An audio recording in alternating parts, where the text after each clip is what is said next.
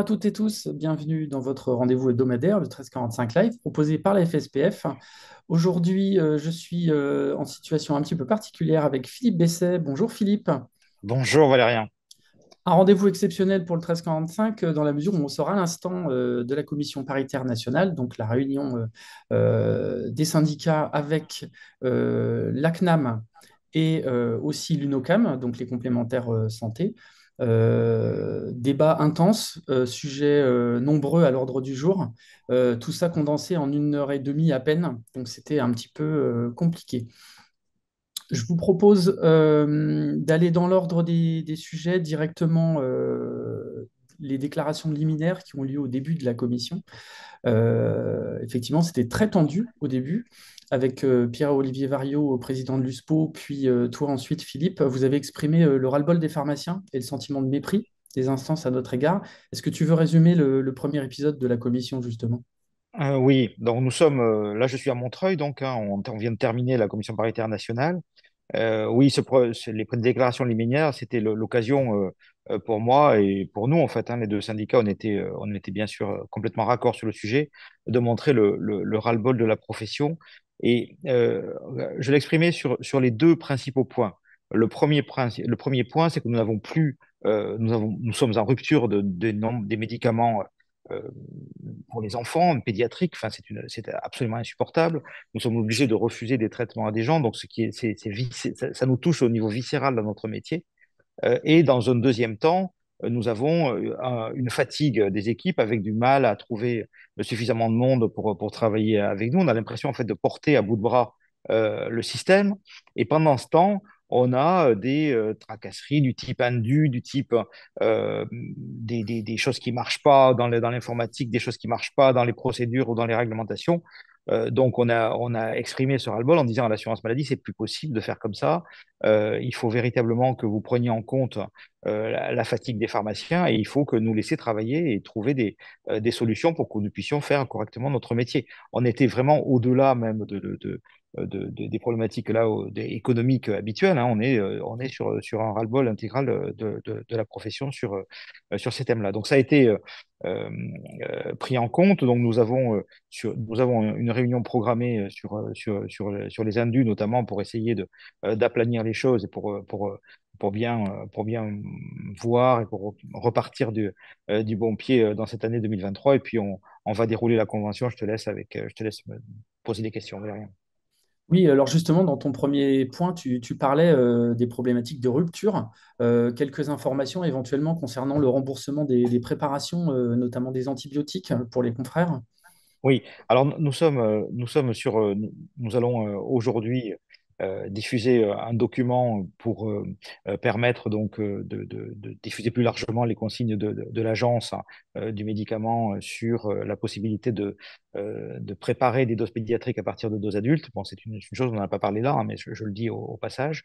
En revanche, ce qu'il nous faut aujourd'hui, c'est la possibilité pour les préparatoires de nous permettre de nous aider et de préparer des solutions donc remboursables via nos préparatoires pharmaceutiques, hein, puisque nous avons un certain nombre de pharmacies qui sont en capacité de le faire.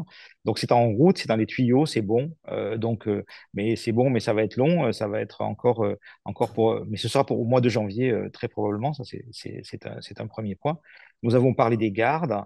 Nous avons dit qu'il fallait absolument que les pharmacies de garde soient prioritaires dans l'approvisionnement parce que alors là, c'est catastrophique.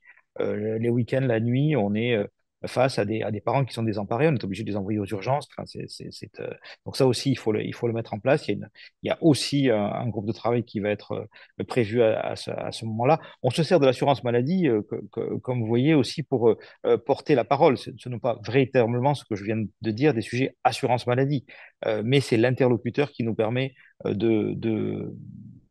d'ouvrir un petit peu les portes du ministère. Et enfin, ce que j'ai dit également, c'est qu'il fallait que, quand le ministre parle, qu'il explique que les ruptures étaient réelles, étaient avérées, et que ce n'était pas la faute des pharmaciens si on n'a pas de médicaments à disposition. Donc ça aussi, ça fait partie du ressenti, et donc ça a été exprimé. Alors, on a également beaucoup discuté du suivi des nouvelles missions et au sujet de la vaccination, en particulier pour les pharmaciens qui souhaitent pouvoir vacciner les rappels de l'adulte. Tu as eu, pour reprendre tes termes, une réunion hallucinante hier avec la DGS. Alors, sur vaccination, tout d'abord, la vaccination grippe, Covid, donc tout ça, ça fonctionne. Et donc, les chiffres sont excellents, puisqu'il y a eu plus de 4,3 millions d'injections faites par les pharmaciens, d'après l'assurance maladie, à la date du 11 décembre. Donc, c'est un phénomène majeur. Donc, ça montre l'implication des équipes officinales dans cette vaccination. On a eu, je ne vais pas y revenir aujourd'hui, mais j'y reviendrai peut-être dans le live de la semaine prochaine, les chiffres de l'économie de l'officine également. Bon, c'est un petit peu la seule chose qui va à peu près bien dans le paysage. Donc, on aura l'occasion d'en reparler la semaine prochaine. Mais effectivement, dans le déploiement des nouvelles missions, on va prendre du retard dans le déploiement du rappel de vaccination de l'adulte, parce que après la loi, après la LFSS qui donc va être promulguée à la fin de l'année, eh bien, voilà pas qu'il faut un décret, qu'il faut des arrêtés, qu'il faut consultation d'agence. Donc, ça va nous reculer encore de 2 ou 3 mois. Et surtout, le problématique, c'est qu'il va falloir une formation obligatoire pour faire cette prescription. Bon, c'est normal, mais le sujet, c'est qu'ils ne sont pas capables de nous donner immédiatement le cahier des charges de cette formation. Donc, en fait, on aura le cahier des charges de formation probablement au mois de mars, et il faudra faire les formations après. Pétard, on prend encore 6 mois dans la vue Ouais. sur cette mission.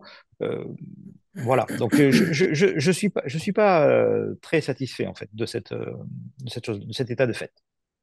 Non, tout à fait. On a également parlé du dispositif Prado. Là, on s'est un petit peu aussi agacé parce que la CNAM nous dit que le dispositif est destiné aux pharmaciens, tout comme la convention. Je trouvais qu'il ne manquait pas d'aplomb sur ce sujet. Quelle a été ta réaction? Oui, en fait, la CNAM nous disait que les préparateurs n'avaient pas le droit de porter les médicaments dans le cadre du dispositif FRADO. Je leur dis que la pharmacie, c'est une équipe, c'est le pharmacien et les préparateurs et les adjoints et les étudiants en pharmacie parfois qui viennent nous suppléer. Évidemment, c'est le pharmacien titulaire qui a la responsabilité de l'ensemble. Évidemment, c'est le pharmacien qui doit être en coordination avec le médecin, avec l'infirmier pour le patient qui sort de l'hôpital. Mais le préparateur a toute sa place, hein, pour aller porter les médicaments à domicile et expliquer les traitements comme il le fait au comptoir sous la supervision du pharmacien. Donc là aussi, c'est réglementairement possible, et donc pour nous, il n'y a pas de difficulté, d'autant plus que c'est l'officine qui facture et pas la pharmacie. Donc voilà, donc c'était aussi un point de mise au clair de situation. Donc c'est bien sous la responsabilité du pharmacien, donc ça j'insiste, et la CNAM, bien sûr, c'est ce qu'elle veut, c'est ce qu'elle demande, mais l'ensemble de l'équipe d'officinal peut être mobilisé sur ces dispensations à domicile. On a également, pour finir sur les nouvelles missions, échangé sur les ROSP, notamment la ROSP bon usage. De nombreux pharmaciens s'inquiètent de l'impact des ruptures sur l'indicateur de stabilité, par exemple. Quelles sont nos revendications à ce sujet? Alors, clairement, sur l'indicateur de stabilité, on va faire le point, mais nous, on demande qu'il soit neutralisé cette année. On va voir s'il y a des molécules qui n'ont pas été en rupture cette année. C'est vraiment comme ça qu'il faut le regarder. Mais a priori, donc, il n'y a pas de difficulté pour l'assurance maladie. Du moment qu'on déclare des médicaments en rupture, elles seront neutralisées. Donc, il n'y a pas de difficulté sur ce point-là. Il n'y a pas de difficulté non plus sur l'indicateur de 85% du minimum de taux de substitution, puisqu'on est très largement au-dessus dans 99% des officines. En revanche, il y a un sujet sur la démarche qualité, puisqu'on n'est que 60% à avoir rempli l'auto-évaluation. Et donc ça, il faut le faire avant la fin de l'année, sinon vous n'aurez pas votre OSP, les amis, hein. Donc, c'est un warning. Vous avez jusqu'au 31 janvier pour faire l'auto-évaluation. La déclaration, elle, se fera au premier trimestre de l'année 2023. Donc, ne cherchez pas à les déclarer sur Amélie. Il faut Oui. faire l'auto-évaluation, et vous aurez le temps ensuite au premier trimestre de le déclarer. Voilà. Voilà, d'abord s'inscrire aussi à la newsletter et bien conserver le mail éventuel qui vous est envoyé attestant de votre inscription à la newsletter, parce qu'il s'avère que de nombreux confrères ne reçoivent pas toujours correctement les newsletters. Donc ça va peut-être être compliqué pour eux à un moment donné d'attester de leur inscription. Faites Euh, l'auto-évaluation en tout cas. Tout à fait. Je pense qu'on avait fait un petit peu le tour sur les nouvelles missions. On a aussi discuté des préservatifs, parce que ça, c'est un sujet qui nous est tous tombé dessus, à la fois les pharmaciens, mais aussi la CNAM. On a eu des échanges un petit peu constructifs quand même sur ce sujet. Oui, d'abord, dire que c'est une excellente nouvelle de santé publique d'avoir des préservatifs pour les jeunes qui soient disponibles. C'était complètement absurde d'envoyer les gens chez le médecin pour avoir une prescription pour une boîte de préservatifs. Donc, on aura avant Noël les modalités techniques, mais c'est assez simple, hein. Les produits sont remboursables sur des produits LPP, dont la marge est déjà fixée. Ce sont des marques qui sont déjà connues. Euh, le, il faudra mettre un numéro de prescripteur fictif, un peu comme le Nord-Levo en fait.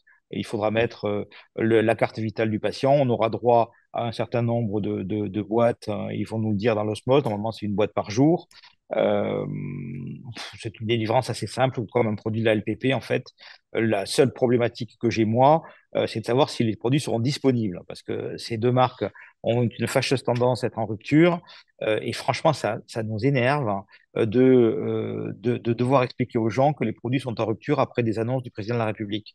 Donc, il faudra, la seule chose que nous avons demandé, c'est qu'il s'assure que les produits soient disponibles. À partir de là, il n'y a pas de difficulté. On sait faire la délivrance en tiers payant de produits de la LPP. C'est classique.